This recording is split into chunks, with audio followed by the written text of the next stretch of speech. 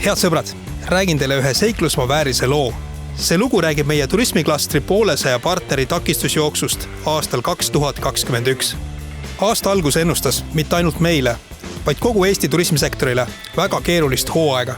Piirangud, sulgemised, vaktsineerimine, üha süvenev mure püsikulude pärast. Meil on siin selline ütlus, et koos tegutsemine on ükshaaval muretsemisest oluliselt targem ajaveetmisviis ja tegutseda tuli ning ruttu ja paljuski teisiti, kui seni olime harjunud. Täna võime öelda, et Ida-Viru turismiaasta 2021 on olnud parem, kui eales loota julgesime. Eesti siseturistide külastatavuselt saavutasime Tallinna järel 3. koha.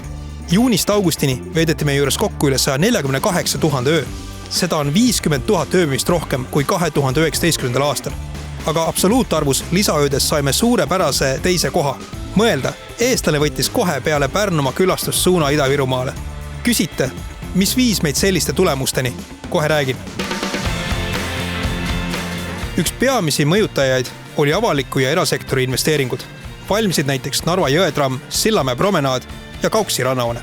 Teine ja sugugi mitte vähem olulise mõjutaja on ligi 350 000 eurot turismiklastrilt. Sellega oleme terve aasta Ida-Virumaad turismisihtkohana arendanud ja turundanud. Vaatame korra detailsemalt mööduval aastal otsa. Alustame sellest, et aasta alguses tegime koostöös partneritega 6 ühispöördumist valitsuse liikmetele ning toimus erakordne 4 ministeeriumi kriisitoetuste seminar, tänu millele said paljud ettevõtted riigilt tuge. Lisaks olime esimesed, kes said riigilt vaktsineerimiserandi, töökohapõhise vaktsineerimise. Saame olla uhked, sest esimeste seas võtsime kasutusele turvamärgise. Siinkohal pööran veel tähelepanu, et Ida-Viru noored tantsisid meie turvamärgise TikTokis Eestis esimesele kohale. Kevadel, kui olime lootusetult suletud, käivitasime koos partneritega kampaania Meie lood. Lühikeste, kuid isiklike kirjutistega andsime mõista, et me pole lihtsalt mõni suletud ööbimiskoht või köiesõit Ida-Virumaal, vaid ikka päris inimesed, kes on südamega oma asja juures. Endalegi mõneti üllatusena puudutasid meie inimeste lood tervet kogukonda. Suve avasime seiklusmaa tippsündmusega Seiklusfest. Ühendasime matkamessi ja seiklusmatka, mille tulemusel asusid messiboksid maastikul. Näiteks Everest hosteli messiboksi jõudmiseks tuli ronida Kaevandusmuuseumi mäe tippu. Seiklusfestiga avasime ka meediahooaja. Olime eetris nii TV3-s, Postimehe erilehe Puhkan Eestis veergudel kui ka Pere ja Kodu ajakirjas. Te võib-olla ei usu, aga oleme sammuke teistest eespool ka rohepöörde teemadega.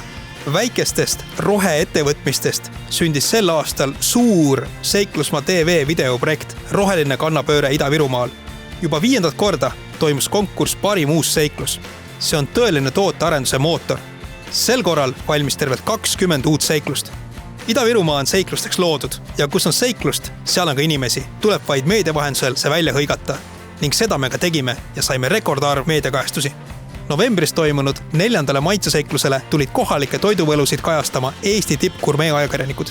Aasta lõpetasime heategevuskampaaniaga, kus kõigil Ida-Virumaa elanikel oli võimalus tänada kohalikke arste, õdesid ja kogu haigla personali. Nemad tegid sel väga keerulisel aastal imesid. Nii mõnigi Eesti maakond imestab meie eduloo üle. Saame olla uhked, et mujalt Eestist, näiteks Lõuna-Eestist, Lääne-Virust, aga isegi ka Lätist Siguldast sõidetakse meie juurde õppima, kuidas üheskoos edukalt tegutseda. Turismiklastri partneritest on saanud justkui ühisaju. Just klastri partnerite kogemuse ja missioonitunde abil viimegi ellu Eesti parimate ekspertidega loodud turundus-tootarendusplaani. Suured tänud meie rahastajatele, Euroopa Liit ja Eesti riik.